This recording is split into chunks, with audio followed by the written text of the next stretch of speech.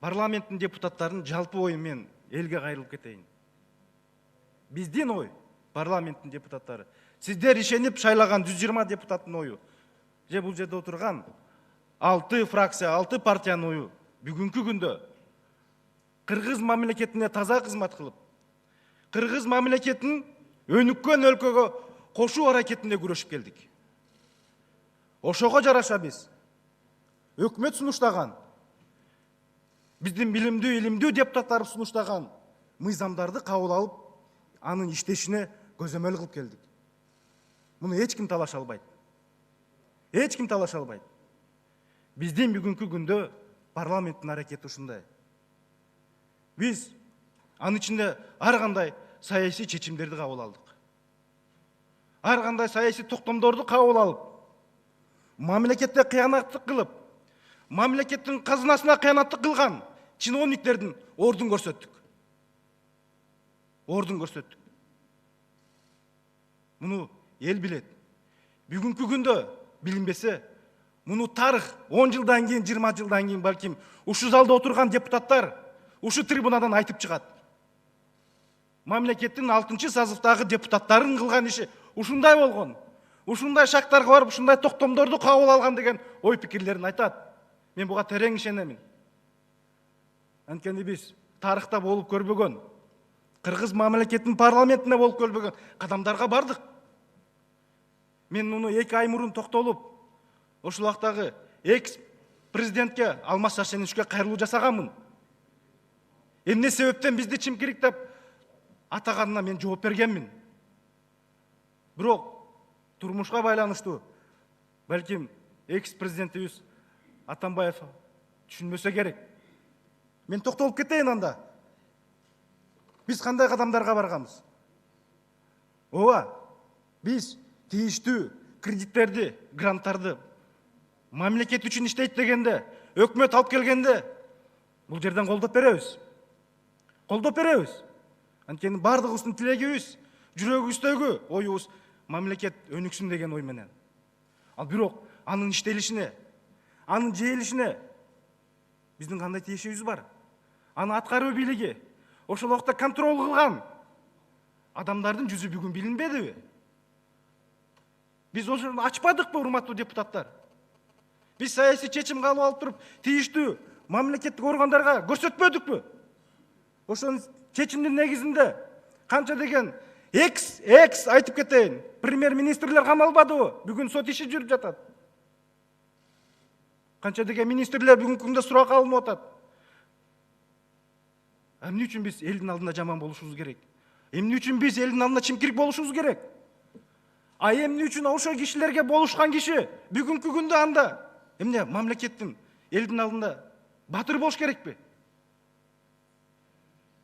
Же таза болуш керекпи? Кыргыз эл ушуну түшүнүп коюш керек. Урматтуу депутаттар, сиздер да ушуну түшүнүп коюшуңуздар керек. Биз андайга жол бербейбиз. Ким мамлекетке чыңкырчылык кылса, элдин казынасына, элдин байлыгына кол салынган болсо, биз бүгүнкү күндө да, дагы эртең да, Кудайым буйруса, өзүбүздүн ушул эл берген убактыбызга чейин биз ошондой иштер менен күрөшөбүз. Дагы чечимдерди кабыл алабыз. Дагы биз ошондой шактарга барабыз. Мына кечеде 8-inde экс-президент Атамбаев дагы айтып чыкты. Мен мамлекетти минтип коёмун. Депутаттар мындай, төрага баш болуп бүжүңдөп барып туруп, Матраимовдун тоюна барат. Анда мен токтолуп кетейин. Алмазбек Шаршенович. Ал той быйыл эле өткөн жок. Ал тойго быйыл эле төрага же депутаттардын тобу барып калган жок. Сиз архивке айланып карап коюңуз. Сиздин убагыңызда сиздин жаныңыздагы эң жакын адамыңыз, советиңиз ошо тойдо жүргөн. Сиздин убагыңызда президент болуп жүргөндө ошо премьер-министр ошо тойдо жүргөн. Ошол убакта сизге жакын депутаттар ошо тойдо жүргөн. Мен ойлойм, алар да ошо элди сыйлап,